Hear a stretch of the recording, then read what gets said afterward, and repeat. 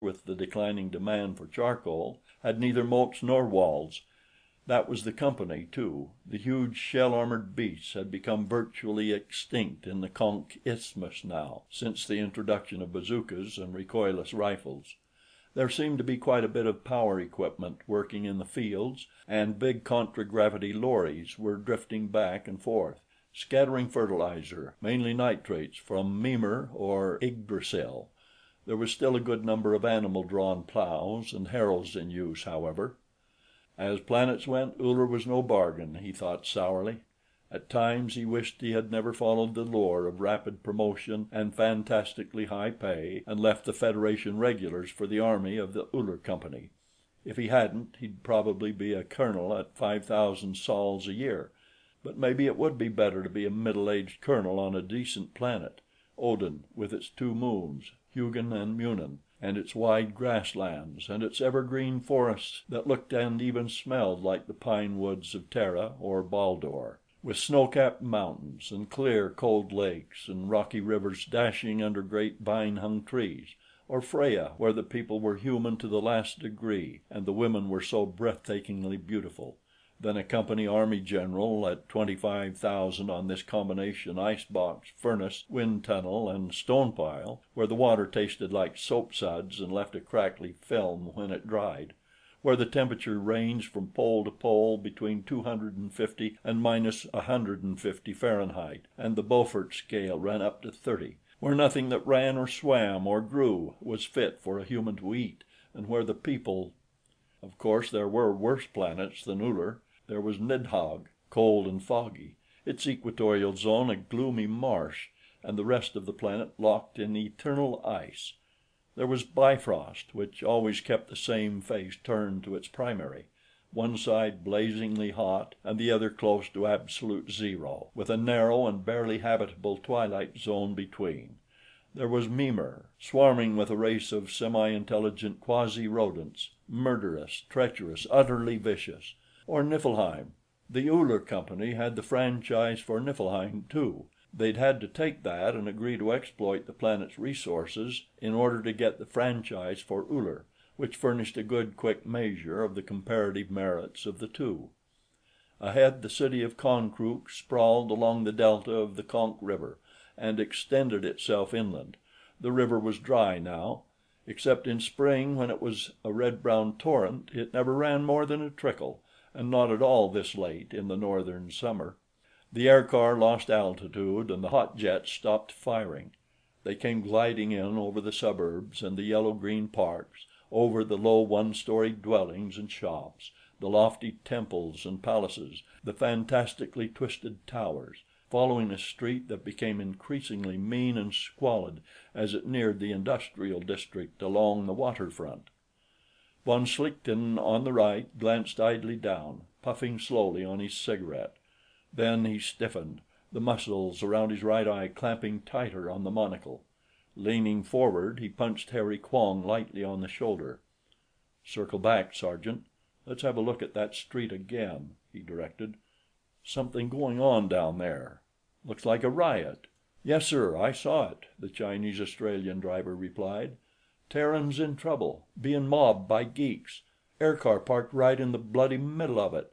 The car made a twisting, banking loop and came back, more slowly. Colonel Hideyoshi O'Leary was using the binoculars. "That's right," he said. "Terrans being mobbed. Two of them backed up against a house. I saw one of them firing a pistol." Von Schlichten had the handset of the car's radio and was punching out the combination of the company guardhouse on Kongonk Island. He held down the signal button until he got an answer. "Von Schlichten in car over Konkrook. Riot on 4th Avenue, just off 72nd Street."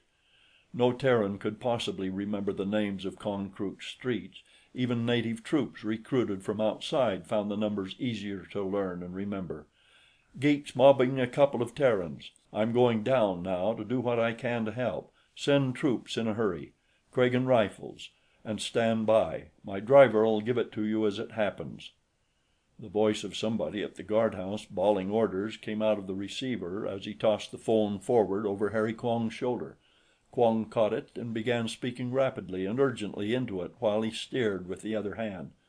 Von Schlichten took one of the 5-pound spiked riot maces out of the rack in front of him. Themistocles M'zangwe had already drawn his pistol. He shifted it to his left hand and took a mace in his right.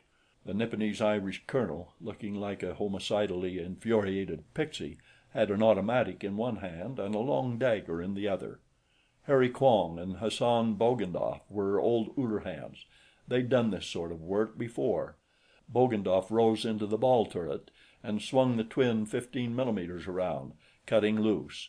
Quong brought the car in fast, at about shoulder height on the mob. Between them they left a swath of mangled, killed, wounded, and stunned natives. Then, spinning the car around, Quong set it down hard on a clump of rioters as close as possible to the struggling group around the two Terrans. Von Schlichten threw back the canopy and jumped out of the car, O'Leary and M'zangwe behind him. There was another aircar, a dark maroon civilian job, at the curb. Its native driver was slumped forward over the controls, a short crossbow bolt sticking out of his neck. Backed against the closed door of a house, a Terran with white hair and a small beard was clubbing futilely with an empty pistol. He was wounded, and blood was streaming over his face. His companion, a young woman in a long fur coat, was laying about her with a native bolo knife. Von Schlichten's mace had a spiked ball head, and a 4-inch spike in front of that. He smashed the ball down on the back of one Ulleran's head, and jabbed another in the rump with the spike. "Zak! Zak!" he yelled in pidgin Ulleran. "Jik! Jik! You lizard-faced creator's blunder!" The Ulleran whirled, swinging a blade somewhere between a big butcher knife and a small machete. His mouth was open, and there was froth on his lips. "Zded Subadit!" he screamed. Von Schlichten parried the cut on the steel shaft of his mace. "Sudabit yourself, you geek bastard!" he shouted back, ramming the spike end into the opal-filled mouth.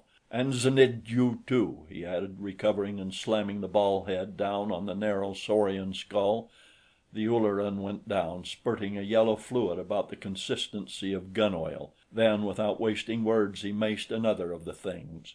Ahead, one of the natives had caught the wounded Terran with both lower hands and was raising a dagger with his upper right.